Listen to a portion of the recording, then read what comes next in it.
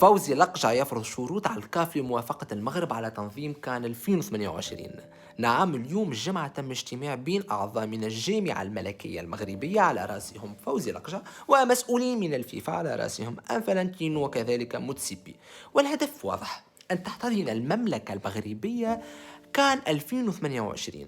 إذن لماذا المغرب؟ لماذا لا يوجد غير المغرب لتنظيم هذا الحدث الكبير؟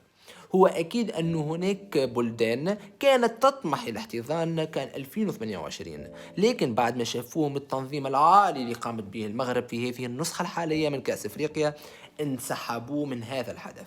لذلك الكاف والفيفا وجدوا أنفسهم أمام خيار واحد: أن يطلبوا من الجامعة الملكية المغربية أن تستضيف كان 2028. وهذا ما أعطى القوة لفوزي لقجع لفرض بعض الشروط للموافقة على هذا الحدث الكروي.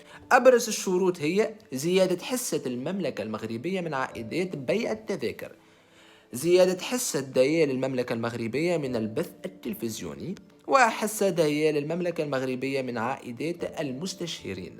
لذلك وأكيد الفيفا والكاف ستوافق مرغمة على هذه الشروط، وكان 2028 سيكون في المغرب. السؤال هنا: بلد آخر تراه قادر على تنظيم هذا الكان بخلاف المغرب؟